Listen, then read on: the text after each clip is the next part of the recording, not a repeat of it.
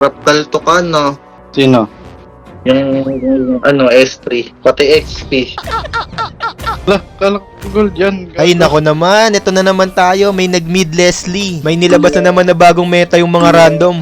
Tapos dito, may nakakilala pa sa atin sa kalaban. Etong Suyu. GG na daw. Huwag ka mag-alala, hindi pa yan GG. Hindi naman kita papahirapan mag-farm eh. Sikat na to. Galaing. Uy, masarap na ulam yun ah. O, di ba? Sabi sa iyo, hindi kita papahirapan mag-farm eh. Syempre, kapag may nakakakilala sa ating mga ganito, kailangan natin magpakitang gilas.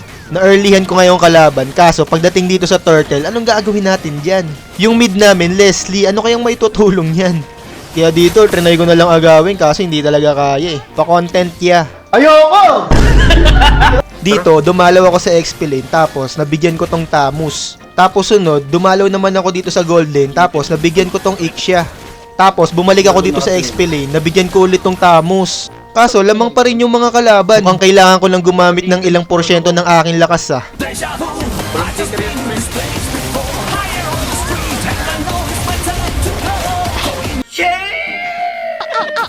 Nakakailang dalaw na ako sa XP lane na, pero bakit parang baog pa rin yung Predrin namin dito sa Tamus? Ay, kaya naman pala 06. Tarantado.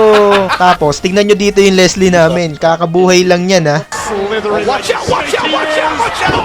Patay na naman na angga. Kaya dito, trash talk na kami tuloy ng kalaban. Buti na lang may tagapagtanggol ako sa kalaban nitong Suyu. Tapos dito, dapat pala hindi muna ako pumasok. Putik na yan, nandiyan pala yung Ixia. Anong nice G po? Di pa tapos ang laban, boy. Kaya pa ata, pre. Kaya pa to. Ang sakit na nung Ixia, hindi na pala kaya. AI kasi yung mid natin, pre. Yan, Leslie. Laging ganito yung mga MM sa random ah. Tignan ko nga yung account na itong Leslie.